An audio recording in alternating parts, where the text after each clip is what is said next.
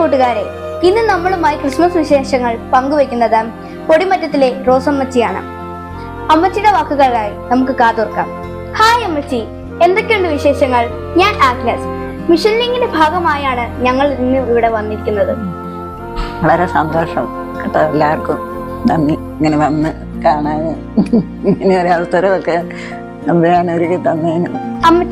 അമ്മച്ചിയുടെ കുട്ടിക്കാലത്തെ ക്രിസ്മസ് വിശേഷങ്ങൾ ഞങ്ങളുമായി ഒന്ന് പങ്കുവെക്കാം. ഓർമ്മയുള്ളതൊക്കെ പങ്കുവെക്കാം. പുൽക്കൂട് ഉണ്ടാക്കാനും പിന്നെ അങ്ങനെ കുറെ കൂട്ടുകാരൊക്കെ ഉണ്ട്. പണ്ടൊക്കെ ഈ കൂട്ട് പേപ്പറില് ഇങ്ങനെ എന്നിട്ട് ഈ ഇല്ലിയുടെ ഇത് കൂട്ട് മുളയൊക്കെ എടുത്ത് ആൺപിള്ളേരൊക്കെ പോയി ചേട്ടായിമാരൊക്കെ പോയി ഇങ്ങനെ എല്ലാം അതൊക്കെ ചെത്തി നല്ല മിനുക്കി എന്നിട്ട് സ്വന്തമായിട്ട് ക്രിസ്തുമസിന്റെ സ്റ്റാർ ഉണ്ടാക്കുന്നേ.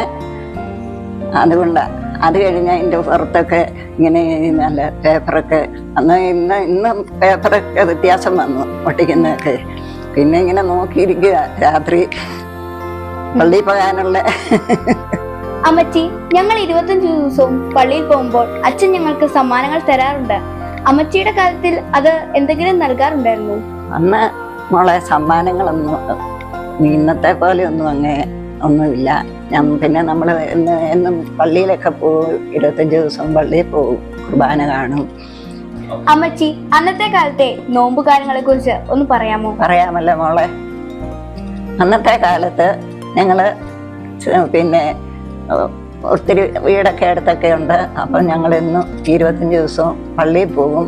അന്ന് പള്ളിയിലൊക്കെ പോയി കുർബാന ഒക്കെ കൂടി ഒക്കെ വരും. പക്ഷേ ഇന്നത്തെ പോലെ അന്ന് പ്രൈസൊന്നും തരുമൊന്നുമില്ല പള്ളിയിലൊന്നും പോയാലൊന്നും. അന്നത്തെ കാലമൊക്കെ അങ്ങനെയൊക്കെ ആയിരുന്നു. അതൊരു ഭയങ്കര ഒരു ആഘോഷമൊക്കെ ആയിരുന്നു. ഞങ്ങൾ കൂട്ടുകാരൊക്കെ ഉണ്ട്. അമ്മച്ചി, പാതിര കുർബാനയ്ക്കൊക്കെ പോകാറുണ്ടായിരുന്നു? തീർച്ചയായിട്ടും. എങ്ങനെയായിരുന്നു അതിന്റെ അനുഭവം? അമ്മച്ചിയുടെ വീട്ടിൽ നിന്ന് തന്നെ നമുക്ക് ഒത്തിരി അയൽവാസികളൊക്കെ ഉണ്ട്. ഞങ്ങൾ ഒറ്റയ്ക്ക് ഞങ്ങളെ വിടിയല. അപ്പം അവരുടെ കൂടെ ഞങ്ങളെല്ലാവരും കൂടെ ഒന്നിച്ചൊരു കൈമായിട്ടങ്ങ് പോകുന്നതാണ്. ഉണ്ണീശോ പിറന്നു കഴിയുമ്പോഴത്തേനും ഉണ്ടല്ലോ, തലേ ദിവസം ഇങ്ങനെ ഈ ഉണ്ണീശോയെ തീ അയക്കാനുള്ളതെല്ലാം റെഡിയാക്കി അന്ന് ഈ ചൂട്ടു ഇതൊക്കെ ആയിട്ട് എല്ലാം റെഡിയാക്കും. അതൊക്കെ നേരത്തെ പള്ളിയിൽ നിന്ന് തന്നെ അവിടെ പള്ളിയിലെ ആൾക്കാരൊക്കെ ഉണ്ണീശോയെ തീ അയക്കുന്നതൊക്കെ ഉണ്ടായിരുന്നു. എങ്ങനെ രാത്രിയിലൊക്കെ പൊക്കോണ്ടിരുന്നത്? അന്ന് കൊച്ചിനറിയാവോ, ഓലമടല് തെങ്ങില്ലേ തേങ്ങ ഉണ്ടാകുന്നേ, അവത്തേല ഇങ്ങനെ ചൂട്ടൊക്കെ നേരത്തെ ശേഖരിച്ച് വെക്കും. എന്നിട്ട് ഇതിങ്ങനെ കെട്ടിയൊക്കെ വെക്കും. എന്നിട്ട് രാത്രിയില്, അതായത് ഒരു നമ്മുടെ സെന്റ് മേരീസ് സ്കൂളിന്റെ അതിലൂടെ ഒരു തൊണ്ടുണ്ട്, ആ തൊണ്ട് കയറിയ എന്നിട്ട് ഇങ്ങോട്ട് പള്ളിയിലോട്ടൊക്കെ വരുന്നത്. എന്നാലും ചൂട്ട് കത്തിച്ച മിന്നലും പുറകിലും ഒക്കെ രണ്ടുപേരും കാണും. പുറകിൽ പിന്നെ പോകുന്നവർക്ക് പുറകിലും ഇങ്ങനെ എന്നിട്ട് പള്ളിയിൽ പോകുന്നത്. അന്നേരം ആ ചൂട്ടിന്റെ വെളിച്ചത്തിൽ കയറി പോകാം. അമ്മച്ചിയുടെ കാലത്തെ നോമ്പ് വീട്ടിൽ എങ്ങനെയായിരുന്നു? അത് രാത്രിയില് പള്ളിയില് പോയിച്ച് വന്നു കഴിഞ്ഞേച്ച് പിന്നെ ഫുഡൊക്കെ ഒന്നും കഴിക്കും. എന്നിട്ട് ഒരു പ്രാർത്ഥനയൊക്കെ ചെല്ലും. അത് കഴിഞ്ഞേച്ച് ഭയങ്കര സന്തോഷമാണ്. രാത്രി ഉണ്ണീശോ പറഞ്ഞ് കുർബാനയെല്ലാം കണ്ടുവച്ച് വരുമ്പം തന്നെ നമുക്ക് ഒത്തിരി അനുഭവങ്ങൾ ഇങ്ങനെ നല്ലൊരു അതൊക്കെ ഇപ്പോൾ ഓർത്തിരിപ്പുണ്ടേ. അമ്മച്ചി, ഞാൻ പാതിര കുർബാന കഴിഞ്ഞു വരുന്നതേ നോമ്പ് വീട്ടാറുണ്ട്.